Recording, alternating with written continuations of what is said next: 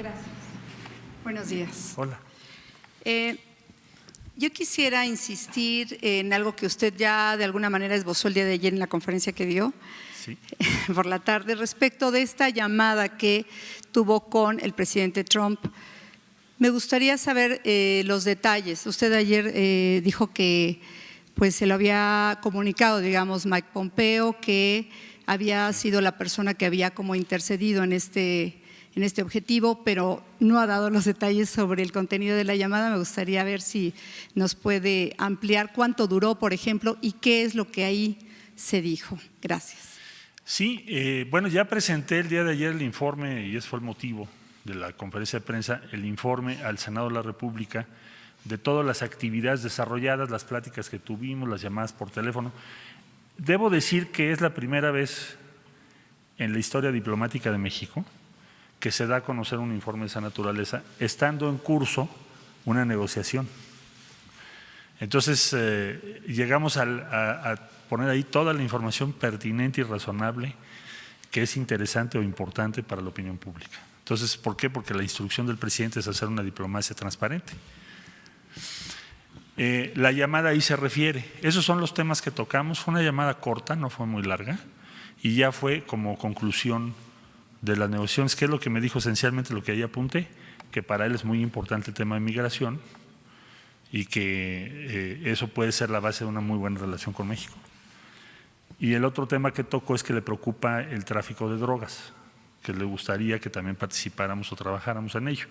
Lo que le señalé es que ya hay un programa de cooperación muy amplio sobre ese particular. Básicamente fueron los temas que se tocaron en la llamada. ¿Cuánto pudo haber durado, canciller? Difícil estimarlo exactamente, pero no creo que haya durado más de 5 minutos, algo así. Gracias. De nada. ¿Hola?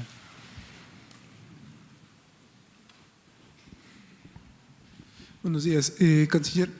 Ayer el presidente Donald Trump mostraba este documento, bueno, este papel a medios de comunicación.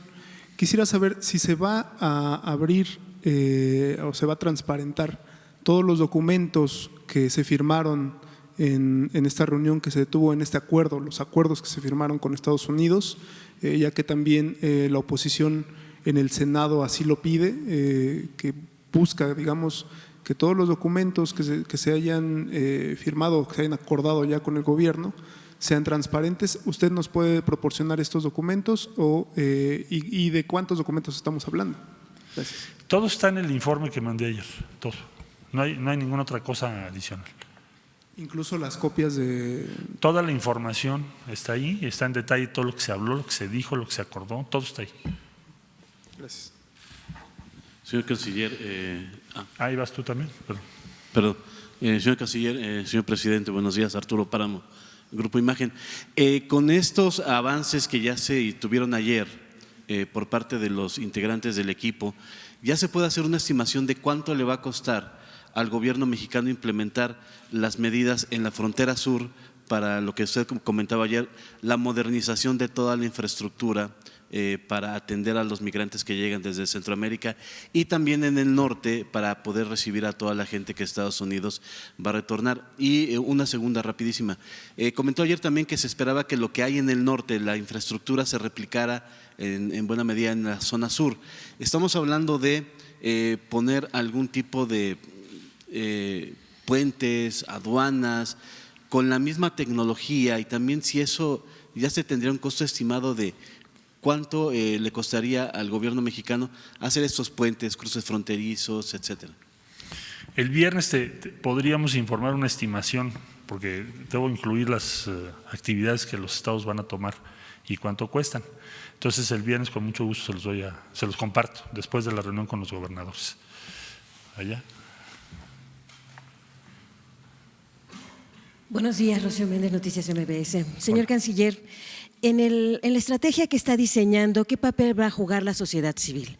Han sido muy importantes a lo largo de décadas de migración sin documentos, todas estas redes de pastorales, los albergues de los ciudadanos, las personas que a lo largo de toda la ruta migrante apoyan. ¿Los tiene contemplados? ¿Haría algún llamado en este sentido? Gracias. Sí, El día martes vamos a llevar a cabo una reunión con ACNUR y varias agencias de Naciones Unidas para iniciar lo que es el diseño de un sistema de gestión migratoria, que tiene que ser mucho más complejo, que lo que quiere decir es que podamos traducir o precisar cuál es la opción que se propone por parte de México, lo que acaba de decir el señor presidente. Todas estas acciones en conjunto, una de esas acciones es trabajar con las organizaciones que sí tienen un compromiso, desde luego legítimo, con los derechos humanos, con la preocupación respecto a los migrantes, con la situación de los menores. Esto es desgarrador, pero el flujo que estamos viviendo están poniendo a disposición menores no acompañados para que vayan hasta Estados Unidos, se consigan allá el permiso de trabajo y luego o los dejan allá o los regresan. Es toda una cosa muy compleja que estamos revisando. Pero entonces la idea es buscar que nos acompañen en lo que hagamos a las organizaciones que sí les preocupa, que son muchas, que tienen muchísimo que decir, y por supuesto que el presidente me ha pedido que hable no solo que hablemos, que los incorporemos. ¿Cómo se incorpora esto? Pues vamos a diseñar nuestro sistema. ¿Cómo lo vamos a hacer? ¿Cómo esto va a ser permanente? ¿Cómo podemos hacerlo de la mejor manera posible? ¿Qué tipo de programas de empleo podríamos hacer? ¿Cómo podemos atender a los niños? Vamos a invitar a UNICEF. Porque este tema de los menores que te decía yo es uno de los temas más preocupantes de lo que hayamos vivido en los últimos años. Eso no había ocurrido jamás. Y estamos hablando de un porcentaje que crece, crece y crece. Entonces, esto va a ser el día martes, esta reunión, y les vamos a mantener informados con mucho gusto. Claro que sí. Por favor.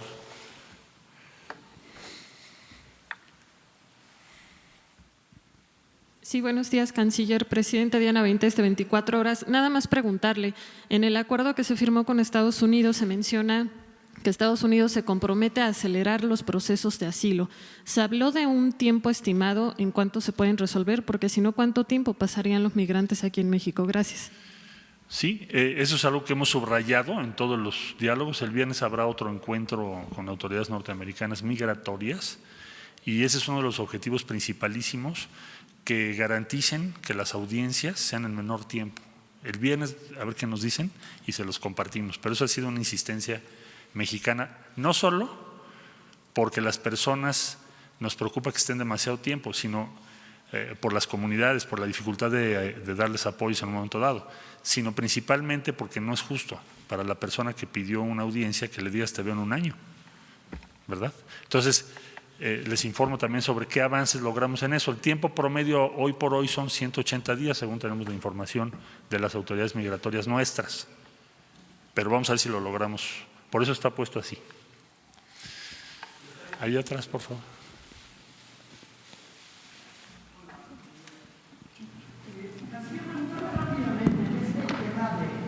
Tijuana, donde evidentemente ya había pues unas broncas desde noviembre del año pasado o antepasado. Es más, desde antes de que asumían el poder, tenían unas broncas de asilados, es decir, que los estaban regresando primero a los haitianos y luego después de los haitianos vino el problema de los centroamericanos. Tenemos entendido que hay 16 albergues nada más. Esos 16 albergues están al 95% de acuerdo al domingo o a lo que pudimos revisar el domingo y lunes. ¿Qué es lo que va a pasar con estos albergues donde se refugian los asilados? Porque el alcalde de Tijuana dice, bueno, nosotros no podemos mantener a los centroamericanos, las asociaciones civiles y religiosas dicen que no tienen dinero porque les tocó parte del recorte presupuestal, y tercero, que se está tardando más la Unión Americana en poder devolverlos, se tardan de 4 a 5 meses, la primera cita es de 5, 4, 8 meses. Entonces, ¿qué van a hacer? ¿Les van a dar dinero a los albergues? ¿Ustedes van a instalar un propio albergue, el propio gobierno federal, el INAMI? ¿Qué es lo que va a hacer? Si nos puede compartir un poco. Vamos a tener apoyo de la Organización Internacional de Migraciones y un apoyo considerable, importante.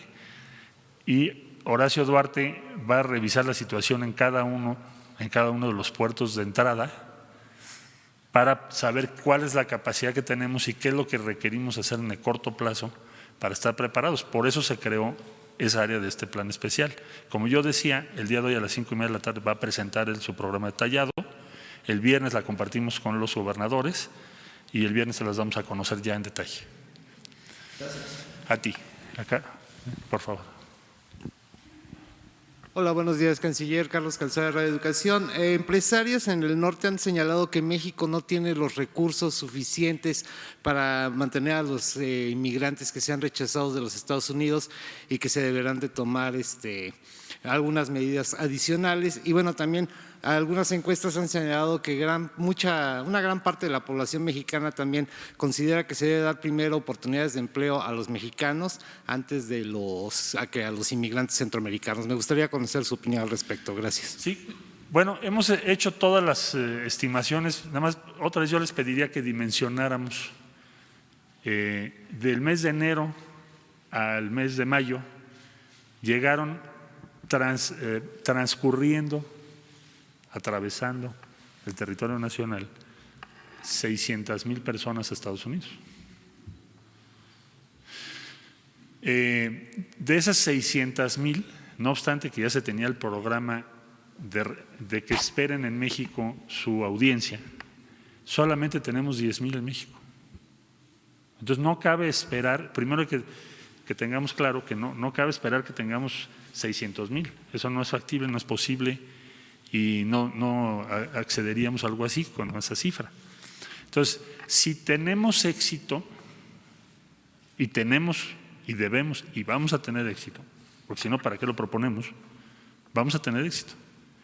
Entonces se va a reducir el número. Entonces no estamos esperando un retorno masivo a los puntos por los que entraron. Entonces vamos a ir ajustando nuestras acciones, el programa de acción, lo que está preparando Horacio, al número de personas que vayamos teniendo claro que van a regresar para esperar su audiencia. Eso complementado con que sea menos tiempo. Y entonces estimamos que eso nos va a permitir que no tengamos una crisis o que no tengamos un número excesivo, que es lo que creo que les preocupa a los empresarios. Allá, a ver, hasta allá. Gracias, buenos días. Antonio López del diario La Razón. Instiro un poco en la pregunta de mi compañero en el tema de los recursos. Ayer el subsecretario de Asuntos Multilaterales informa que se van a estar usando de forma inmediata los 2,000 millones de pesos del Plan Yucatán y el presidente de la CONAGO informa o adelanta que los recursos de los estados fronterizos para atender el tema migratorio van a pasar de 5,000 a 9,000 millones de pesos. Ahí estamos hablando entre estas dos acciones, pues que son 6,000 millones. ¿Cuánto más se va a estar requiriendo, secretario? ¿Sí va a alcanzar?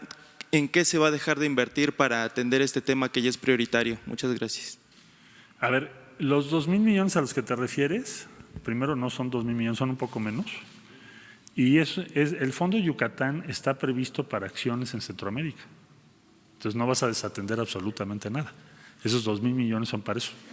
Lo único que vamos a hacer es hacer uso de esos recursos. ¿Por qué está ese fondo? Porque ese fondo se diseñó ya hace muchos años para respaldar las acciones de México en materia de cooperación. Entonces digamos que ese fondo sería el primero que estaría vinculado al programa o al Plan de Desarrollo Integral para Centroamérica, que incluye, como ustedes recordarán, porque aquí se presentó, acciones para apoyar el retorno de migrantes o para respaldar a los países que tienen tránsito. No sé si ustedes se acuerdan cuando vino Alicia Bárcena que sí lo presentamos. Entonces, esos 2,000 millones, que como te decía yo son un poco menos, no son adicionales, no descuidas nada y están previstos para Centroamérica. De la cifra que dio CONAGO no te la puedo ratificar porque no la conocía yo hasta ahorita y la reunión con los gobernadores fronterizos la vamos a tener el viernes. Habrá que ese día poder tener una noción, una precisión por parte de los señores gobernadores de lo que les cuesta a los estados esto, pero que sea adicional, no lo que siempre hemos hecho. Eso lo sabré el día viernes. Entonces, no vamos a desatender ninguna acción propia. El orden de magnitud respecto al presupuesto federal es muy menor. Entonces, yo francamente no creo que sea un tema importante decir, va a haber un cambio en el presupuesto federal de manera estructural, de manera relevante, vamos a tener que posponer algún plan estratégico. No va a pasar eso, porque las previsiones están hechas. Lo mismo te diría de la Guardia Nacional, está previsto en el presupuesto de egresos. Entonces, no tiene por qué haber un impacto. No digo que no vaya a costar, sí va a costar, pero lo que estoy diciendo es que no tiene por qué haber un impacto considerable en el presupuesto, que es tu preocupación. Gracias. ¿Sí? Acá, por favor. Buenos días a todos. Daniel Blancas de Crónica. Canciller, presidente, estuvimos revisando parte de la información que le brindó la Casa Blanca en un documento sobre estas estadísticas de migración. Realmente sí son inquietantes, digamos, de 2013, 2014, a 2019, a 2018, a finales de 2018 se había mantenido el nivel de migración entre 20,000, 50,000 mensuales. ¿Qué pasó en este gobierno para que de enero, febrero, marzo, abril, las cifras se dispararan 250%? Es decir, el gobierno mexicano fue permisivo para que incrementara de tal manera el flujo migratorio, ¿o cuál es la lógica que ustedes están teniendo en este respecto? Sí, he visto esa versión, ya me la han preguntado y tienes razón en hacerla. ¿Qué fue lo que provocó el incremento exponencial en el flujo migratorio? Bueno, en primer lugar, tendencialmente es anterior. O sea, el crecimiento ha venido siendo, todo el 18 se empezó a notar. ¿Qué razones hay de lo que hemos podido investigar o tratar de entender? Tienes una caída muy grande en las zonas rurales por el impacto de la caída del café. Eso parece que ha sido uno de los motores más importantes. Entonces hay que seguir las fluctuaciones del café que te explican en particular de una región de Honduras muy relevante para, yo diría que es una de las actividades más importantes en Honduras, en lo que es el campo. Y entonces ahí hubo un impacto muy severo, igualmente en una parte de Guatemala. Hay otras razones que tienen que ver con la situación que se está presentando en cada uno de los países, que desde luego es un poco incómodo que México las detalle, porque pudiera interpretarse de otra forma, entonces prefiero ser conservador en ese sentido. Entonces, si el motivo de este flujo fuese solamente que nosotros lo podamos determinar, pues evidentemente no estaríamos donde estamos ahorita, ¿verdad?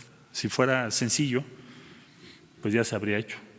No, estamos ante un fenómeno más complejo. Por eso estamos llamando a construir un sistema de migración, de gestión migratoria más complejo también para responder a estas circunstancias. Hay razones de fondo que se han venido acelerando. Yo diría que esencialmente son tres: políticas muy importantes, económicas y en materia de seguridad, que coinciden con los aumentos en los flujos. ¿No influyó el discurso, este discurso de abrazos, de aquí les vamos a ofrecer empleo, de aquí va a haber visas humanitarias, este discurso de amor del gobierno para que los migrantes incrementaran su flujo? Pues mira, yo creo que la motivación principal del flujo está en la desesperación y te voy a explicar por qué. Las personas están pagando, como decía yo, de 6 a 7 mil dólares para llegar a la frontera norte. Saben que al transcurrir o pasar por nuestro territorio van a enfrentar diversos tipos de problemas serios, debo decir. Eso puede ser motivo de que nos avergoncemos, pero la verdad es que los testimonios de lo que pasan los migrantes son desgarradores, son terribles, está muy documentado.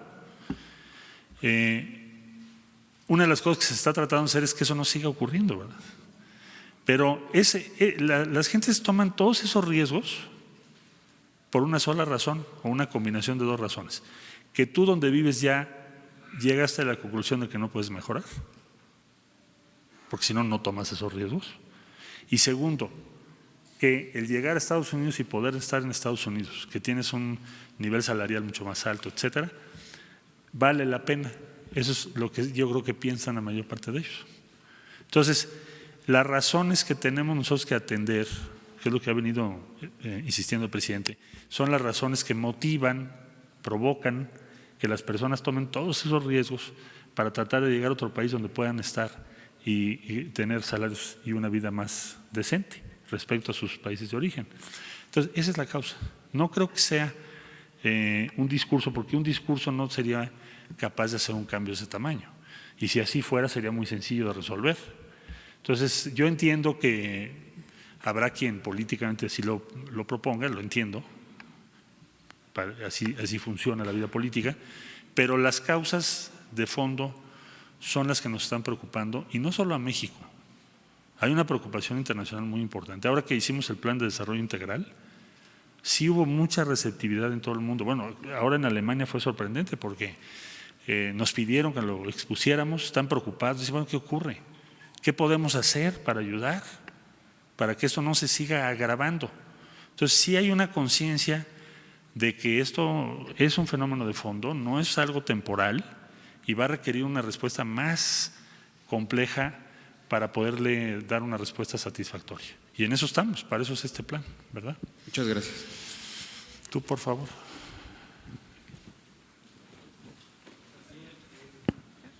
Sí te escucho. Bueno, mi nombre es Hans Salazar de ZMG, Twitter, Zócalo Virtual. La pregunta es, ¿cómo está operando la parte de la comisión, la parte de esta parte especial con los subsecretarios?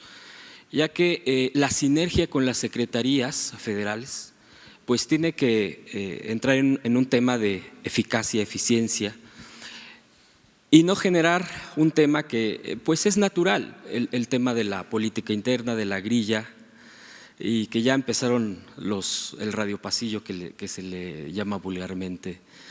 ¿Cómo enfrentar esto? ¿Cómo lo está operando? Ahora ya se le denomina incluso pues el supersecretario, y es normal, es parte de un escenario donde usted está en los reflectores de manera importante por este encargo presidencial.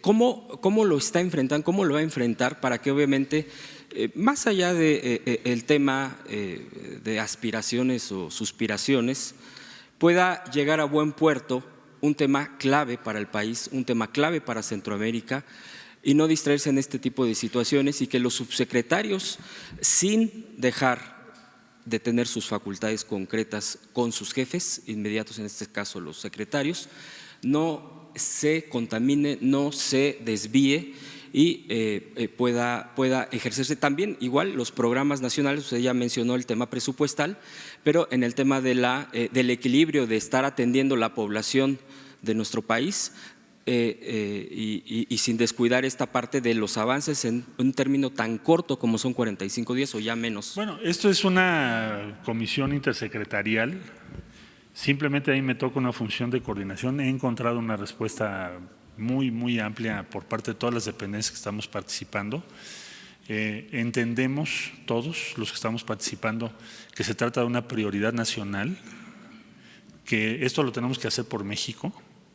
Francamente, cualquier otra consideración es absolutamente secundaria, irrelevante, superficial.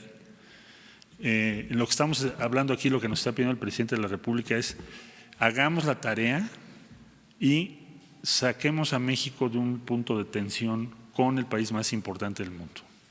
Esa es la encomienda, para proteger nuestra economía, proteger nuestra estabilidad.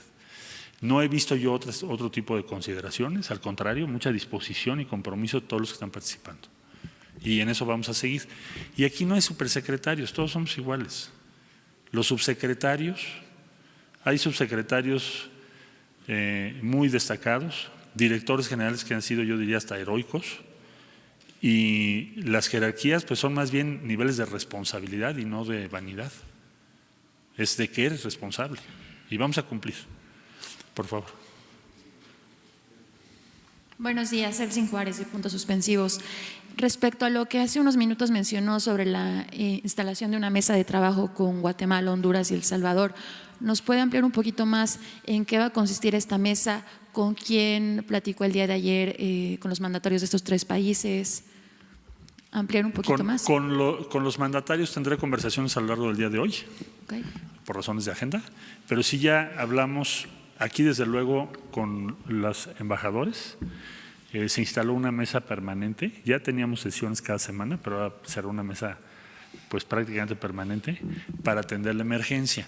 Tiene que ver con temas consulares, en primer lugar, tiene que ver con temas que a ellos les preocupan de protección a los migrantes, y tiene que ver con gestión fronteriza, que es compleja, porque tenemos un gran intercambio entre particularmente Guatemala y México en lo que es la frontera. Miles de personas que diario cruzan, bueno, hasta para hacer compras. Entonces tenemos que ver muchos detalles y trabajar de la mano con ellos. Y hemos encontrado una buena recepción. El día de hoy terminaré las llamadas con los mandatarios y para mañana yo creo que les puedo informar sobre qué ocurrió con eso. Okay. Muchas gracias. Gracias a ti. Allá. Aquí el problema es que estamos como… Celebro que haya logrado el acuerdo, aunque sé que es una protección al sector automotriz y que es transnacional, en buena medida, la implicación mayor, pero lo celebro porque tiene una connotación social muy importante y los felicito. Así son las cosas, no lo podemos cambiar la estructura productiva y de comercio exterior del país. Son errores del pasado que no diversificamos en su momento. Pero aquí el problema es el empleo. Tenemos como tarea principal la sociedad mexicana al menos generar 1.200.000 empleos al año para la gente que se va a la población económicamente activa de manera anual. Y estamos, para eso deberíamos crecer, usted lo sabe, de acuerdo a la ley de con cualquier estimación, 6.5, como en el desarrollo estabilizador. El problema es que este año pronosticamos, o los organismos internacionales, entre 1 y 2%, lo cual nos genera un empleo de 300.000 contra 1.200.000, ¿verdad?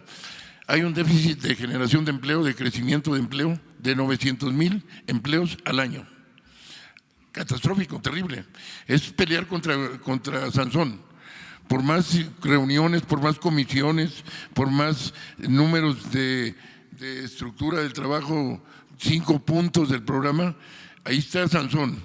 ¿Cómo vamos a hacerle para generar el déficit de crecimiento de 900 que tanto le hemos prometido todas las banderas políticas, todos los sectores sociales, en todas las épocas al pueblo mexicano y no se lo ha cumplido?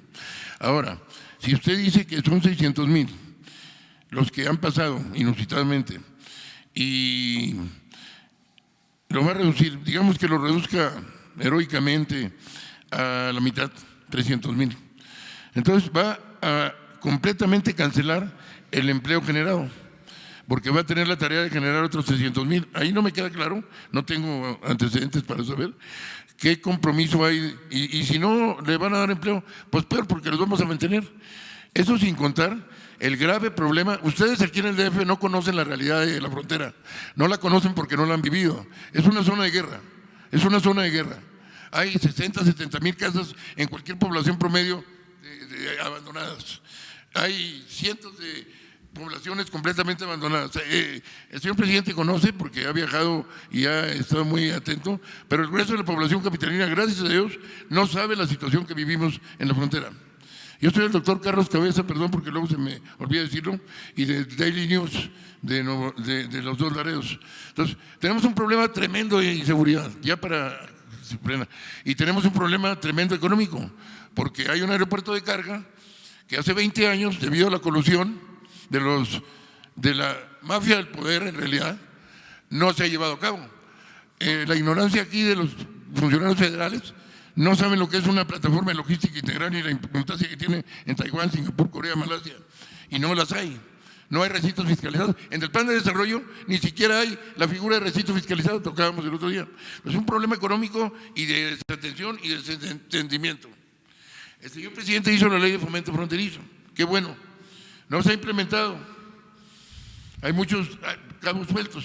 Entonces, perdón, pero la pregunta es ¿cómo va a vencer a Sansón? Porque el pueblo fronterizo, señor, no aguanta más. Yo lo invito a que se vaya a una de las colonias proletarias. Usted habla de las vicisitudes de los hondureños. Quisiera que viviera las vicisitudes de 30.000 ninis en varias poblaciones de la frontera. Ahora, el perfil de los que vienen no es precisamente gente altamente calificada, bilingüe, con conocimientos tecnológicos. Nuestro acervo humano, de capital humano, se va a deteriorar aún más, porque se abandonó la educación tecnológica. El tecnológico regionales en la frontera prácticamente no existen. Las universidades tecnológicas son de pacotilla. Muchas gracias, señor. Disculpe la extensión, pero vale la pena. El agravio para la sociedad fronteriza, vale la pena decirlo. Y el agravio para la sociedad mexicana de un déficit. Ahí está. ¿Cómo va a vencer al Sansón de 900 empleos al año? Gracias. Bueno, primer lugar le diría que la cifra que di de 600,000 que han llegado hasta ahora, los que están esperando en México su audiencia son 10,000, no 300,000. O sea, no estamos esperando esas cifras.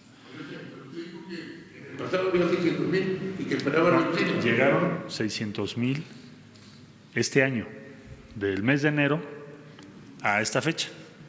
Y desde el mes de enero está vigente el programa del que estamos hablando. Y han sido regresados para esperar su audiencia 10,000. Es lo que quiero decir, para tener una idea de números. Entonces, si a eso usted le agrega que a partir de ahora tienen que llegar muchos menos por todas las medidas que vamos a tomar, que es lo que anima este plan, porque si no tenemos éxito, pues entonces el número va a seguir siendo muy alto. Debemos tener éxito. Por eso estamos participando en todas las dependencias, para bajar, reducir el número y darles opciones a las personas allá, no necesariamente en el norte o en los puntos intermedios. Entonces, creo que no se va a dar ese escenario, aunque estoy muy consciente de lo que usted está diciendo. Por eso el presidente ordenó que Horacio Duarte, que es subsecretario de Trabajo, organizara cómo vamos a respaldar a las comunidades en el norte para atender a estos 10,000 y a los que en su caso tengamos que recibir en los próximos meses. Esperamos que nuestras medidas tengan resultados y que entonces el número sea un número muy pequeño. Eso es lo que esperamos, con todas las medidas que hemos tomado. ¿Sí? De acuerdo con la edición del periódico The New York Times, el pasado 8 de junio, habla de una reunión secreta entre la exsecretaria del Interior, la señora Nielsen, y su similar, la señora Olga Sánchez, en la que desde el mes de marzo se había aprobado el despliegue de la Fuerza Militar Mexicana en la frontera sur. ¿Usted podría avalar lo que H.G. Haberman, del periódico New York Times, asume como un acuerdo secreto entre ambas secretarias? Y finalmente, ahora que fue usted a Alemania, conoció el acuerdo que en el 2016 los gobiernos de Turquía y Alemania tomaron para recibir a los asilados sirios. Sí. Y esa es una experiencia, es un modelo que puede aplicar para México, señor canciller. Sobre lo primero, pues no es una reunión secreta, tan no es secreta que en ese día, saliendo, la ministra Olga Sánchez Cordero informó de a qué acuerdo se había llegado. Ella hizo público los resultados de la reunión, no fue una reunión secreta en su momento. Ahora, ahí no se habló del despliegue de la Guardia Nacional que estamos hablando ahora. Se habló esencialmente de que habría 17 puntos de revisión en el Istmo de Tehuantepec, que ella lo explicó en esa intervención, pero no tenía que ver con lo que estamos haciendo en este momento exactamente. Lo que estamos haciendo en este momento, primero, por orden de magnitud, y segundo, cualitativamente, es la Guardia Nacional. En aquel tiempo todavía no teníamos elementos de la Guardia Nacional, o no se había formado, acuérdate que no se había aprobado, incluso constitucionalmente todavía formar la Guardia. Entonces, lo exacto está en las declaraciones públicas de Olga Sánchez Cordero. Ahora, por lo que hace a lo de Turquía, se llegó a un acuerdo, sí lo conocemos perfectamente bien, logró para la Unión Europea una reducción en los flujos de 1.200.000 personas a 600.000 personas más o menos. Y lo que hace Turquía es, bueno, a cambio de yo recibir a estas personas para que pidan su asilo aquí, me refiero sobre todo a los sirios, la Unión Europea les ofreció 6,000 millones de euros y hicieron un acuerdo pues también para apoyar a Turquía respecto a la negociación con la Unión Europea, porque ya ves que Turquía quiere ser parte de la Unión Europea con todas las ventajas comerciales que eso significa. Esto último no se ha concluido, pero lo otro sí se hizo con esas características. En el informe que rendimos al Senado puedes encontrar más detalles de lo que se dijo en las conversaciones respecto a Turquía. Y finalmente, Bernie Sanders, precandidato del Partido Demócrata, Bernie Sanders, precandidato del Partido Demócrata, dice que él tiene otra perspectiva para la solución del tema migratorio y apuesta al IRCA, que el presidente Reagan en el año de 86 propuso y fue aprobado y dio a 3 millones de connacionales asilo. Bueno, es interesante su punto de vista y desde luego muy respetable, pero hoy por hoy pues lo que tenemos que hacer es, digamos, las negociaciones con el gobierno en curso.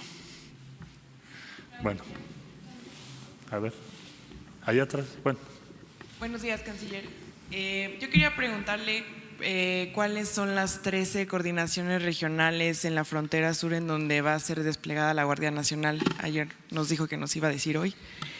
Y también incrementarán el presupuesto a Comar y si ya hay un protocolo de actuación para la Guardia Nacional, porque no es lo mismo pues tratar con delincuentes a tratar con migrantes que están solo haciendo una falta administrativa aquí en el país. Y finalmente… ¿Me puedes repetir la segunda? La segunda es, incrementarán el presupuesto a Comar y si hay un protocolo de actuación para la Guardia Nacional ya. Sí. Por supuesto que eso fue uno de los temas que tratamos ayer, el protocolo de actuación, y sí tiene que haberlo, necesariamente estamos en eso. Hay un protocolo general, pero estamos haciendo uno para este operativo en particular. Comar tiene un presupuesto muy pequeñito, la vamos a respaldar, Comar tiene un incremento de solicitudes de refugio importantes en México. Respecto a lo que tú preguntabas, hay también un incremento de solicitudes de refugio en nuestro país. Entonces, por eso tenemos que apoyar a la Comar. Es parte del sistema integral de gestión migratoria, la Comar. Las coordinaciones son las que iniciamos ayer, son Tabasco 1, Tabasco 3, Chiapas 1, 2 y 3, Campeche, Oaxaca 1 y Veracruz 1. Estas son las que están activadas, en total son 10. Y vamos mañana vamos a tener otras 3 que son más hacia Istmo de Tehuantepec. Listo. Tú, por favor.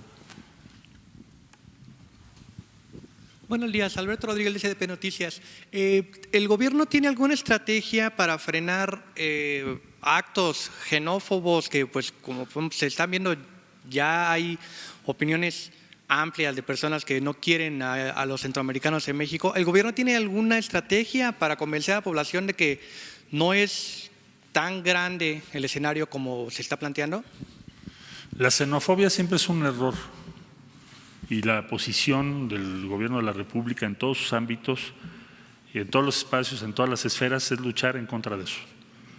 Y eso lo hacemos de muy diversas maneras, desde campañas que están ya en curso en favor de los derechos humanos hasta acciones de política pública. Lo que vamos a hacer es demostrar que se puede gestionar un flujo migratorio muy grande sin reacciones xenofóbicas que además son injustas y están equivocadas por definición.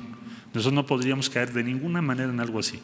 Sería un gran error que nuestro país fuera en esa dirección y no creo que lo vaya a hacer, porque tenemos una tradición solidaria muy fuerte y una vigorosa cultura en favor de los derechos de las personas, los derechos y las libertades de las personas. Si no creyéramos en eso, no estaríamos aquí. Entonces, eso es lo que vamos a defender. La xenofobia siempre es un error. El odio siempre es un camino al desastre.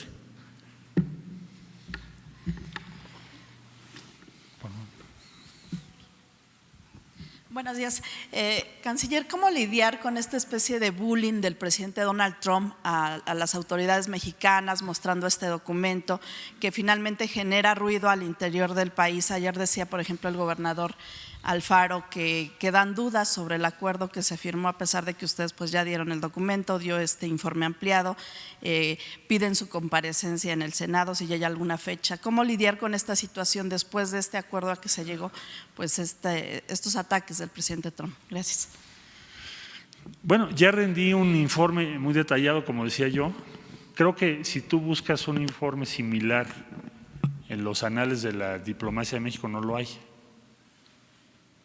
Es decir, ¿cuál es? La diplomacia tradicionalmente tiene un componente de sigilo muy grande. En este caso lo que estamos haciendo es hacer de conocimiento público incluso las llamadas que hubo, qué se argumentó en la mesa, qué dijimos y qué no dijimos y qué compromisos hay. Todo está ahí en el informe. Entonces eso ya se presentó al Senado, el Senado me indicará la fecha y la hora en la que yo debo estar con sus comisiones o en el formato que ellos determinen. Y la convocatoria del Senado fue o no, se deriva de que se tiene que informar de los acuerdos, por supuesto, y de sus implicaciones, más allá de cualquier otra consideración, es algo que ya estaba previsto. Entonces, ahí está el informe. Yo respeto y no quisiera de ninguna manera entrar en una controversia con el presidente Trump. Nosotros ya estamos en la ejecución, en la implementación de las medidas. Ese es nuestro objetivo estratégico, es cumplir esas medidas, los compromisos de México, tener resultados para que tengamos una situación donde no estemos en conflicto con los Estados Unidos. Entonces, estamos en la fase de implementación. El informe está ahí completo. ¿El presidente Trump dejarían pasar las declaraciones del presidente Trump? Lo que vamos a hacer es cumplir lo que acordamos. Eso es la instrucción que tengo del presidente.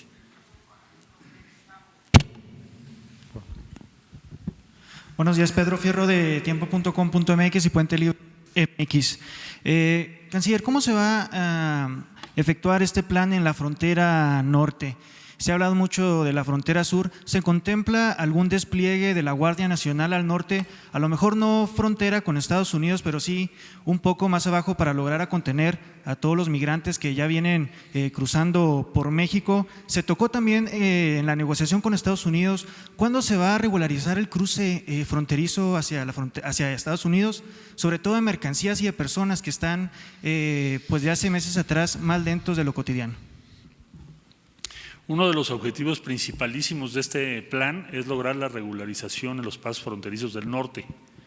Es decir, si seguimos con flujos tan grandes, nos crean muchos problemas en el paso fronterizo en razón de que Estados Unidos pues presiona.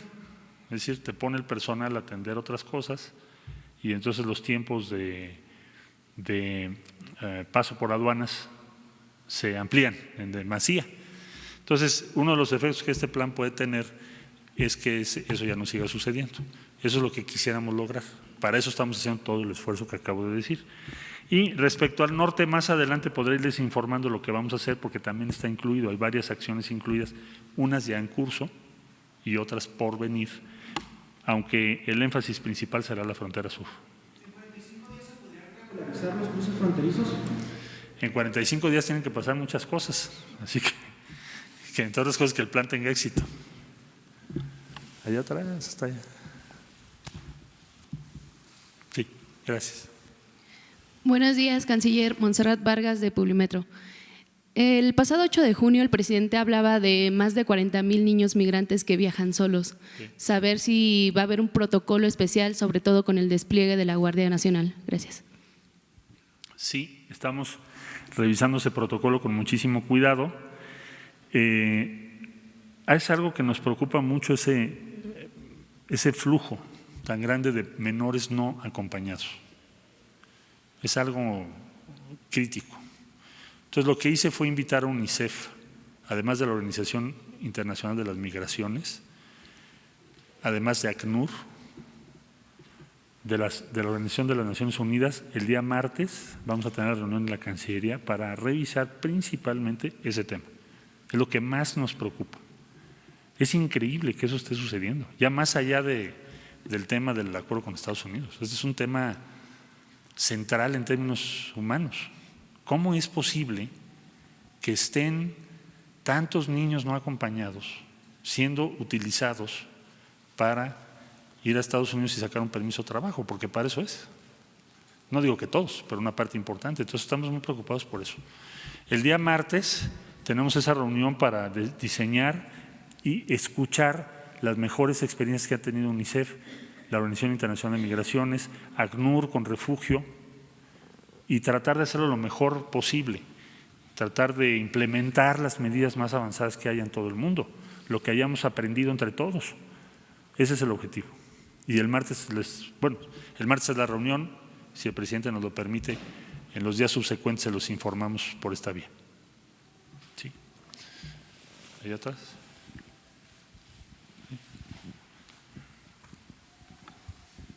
Canciller, buenos días. Francis Martínez de Hace Noticias MX de Radiorama. De acuerdo con analistas, las crisis migratorias han sido muy bien aprovechadas por el presidente Donald Trump. Sus posturas misóginas, racistas, de alguna manera han sido también respaldadas por movimientos de derecha en diversas partes del mundo.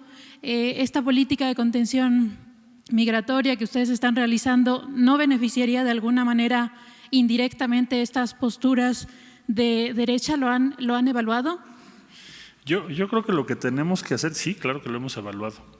Además de que el enfoque es distinto porque pretendemos tomar una serie de medidas que tienen que ver con empleo.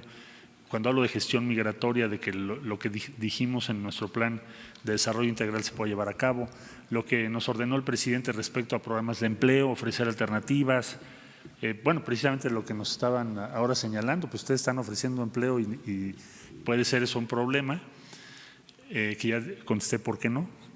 Bueno, el enfoque nuestro no es contención, es un enfoque más complejo. Vamos a hablar con muchas organizaciones de migrantes para que nos ayuden, para que podamos evitar que la permanencia de flujos importantes provoque conflictos o reacciones o roces con los Estados Unidos. ¿Qué es lo que puede favorecer un discurso progresista? Que sería tu pregunta implícita. ¿Favorecer un discurso progresista sería que no haya frontera? No, sí debe haber frontera.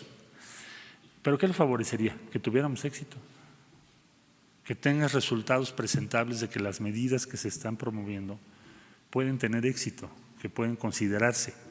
Y entonces ir reduciendo el componente que tiene que ver con control e ir aumentando el componente que tiene que ver con alternativas. Pero es la única forma de demostrar que nuestro discurso es mejor y va a tomar tiempo, hay que tener paciencia, no creo que podamos ganarlo de un día a otro. Entonces, como muchos otros problemas que son complejos, se requieren respuestas complejas y en este caso también va a ser así. Hay que tener mucha perseverancia y mucha firmeza para que lo que se está diciendo todos los días se vaya ganando, hasta que llegue un momento en que quede claramente establecido que con un sistema de gestión migratoria diferente puedes tener buenos resultados. Pero va a ser una batalla que va a tomar tiempo. ¿Qué es lo que puede determinar cuál es el discurso que va a imperar? Pues los resultados.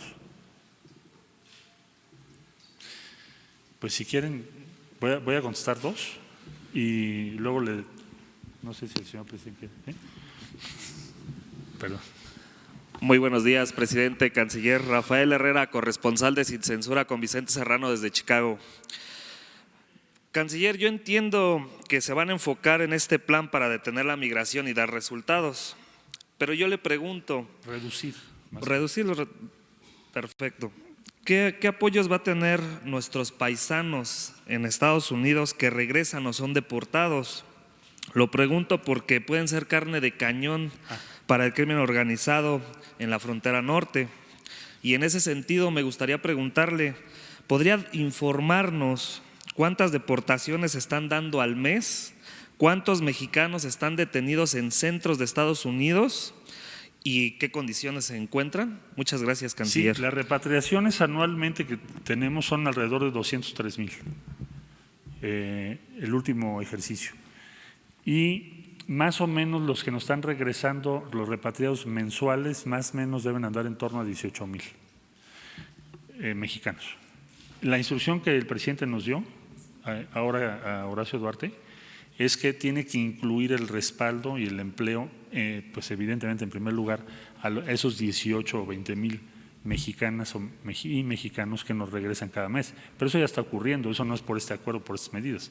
Lo que se va a hacer es un esfuerzo por ofrecerles una alternativa. Esos son los números que tengo. Gracias. Ok, si me permite hacerle otra pregunta. Es que es de una por una. Ok, perdón. Bueno, para que así podamos tener más. Gracias, secretario. Buenos días. Le quisiera hacer dos preguntas. Por lo que dijo ayer Mike Pompeo, principalmente… ¿Cuál de las dos? Principalmente ayer, el secretario Mike Pompeo dijo ayer a senadores que reconoció, les confesó quizá, que Estados Unidos tuvo un avance significativo en negociaciones con México gracias al fantasma de las tarifas o a la amenaza de las tarifas. Y dice que incluso la delegación mexicana que usted encabezó aceptó dejarles hacer cosas a ellos que antes no habían podido.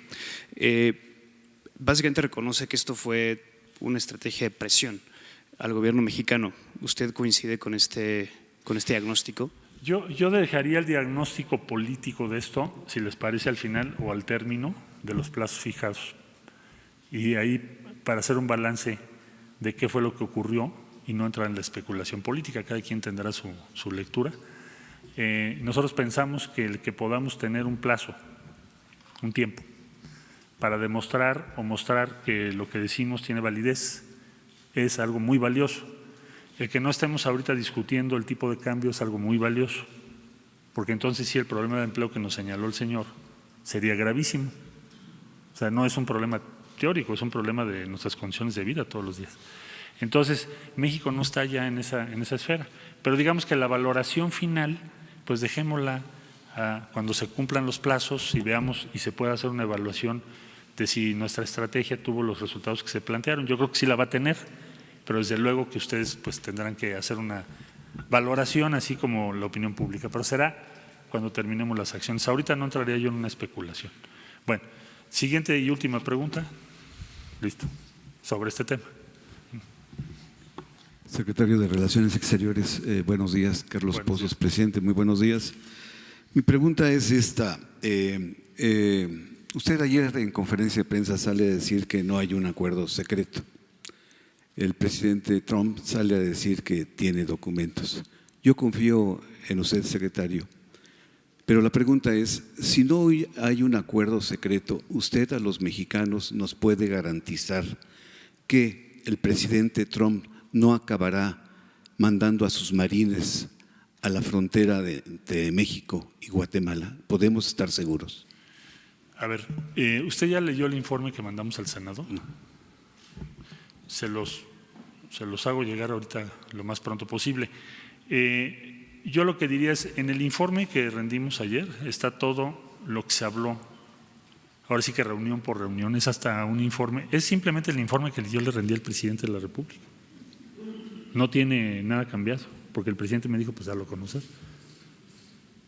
Originalmente estábamos pensando darlo a conocer en estos días, de manera que ayer se dio a conocer en la tarde, y ahí está todo lo que hablamos. Fuera de lo que está en ese informe no hay nada, nada. Todo lo que hablamos o nos comprometimos está ahí escrito. ¿Puedo una segunda pregunta? Pues era una, ¿no? Los Marines jamás aceptaríamos. Jamás Satanizar aceptaríamos. a los… No, se dijo una, hay que respetar, porque si no le quitamos. Los Marines que preguntaste, desde luego que nosotros jamás aceptaríamos la presencia de ninguna Fuerza Armada de Estados Unidos en nuestro territorio, jamás. Jamás está en contra de la Constitución eso. Última. No querés. Entonces, tú, por favor. Buenos días, canciller. Noemí Gutiérrez de Efecto TV. Hablaba que se va a acompañar de ACNUR y UNICEF, pero están pensando también que los acompañe la CNDH, sobre todo después de que dijo que la Guardia Nacional no tiene protocolos de actuación, sobre todo que van a tener uno especial para la frontera sur.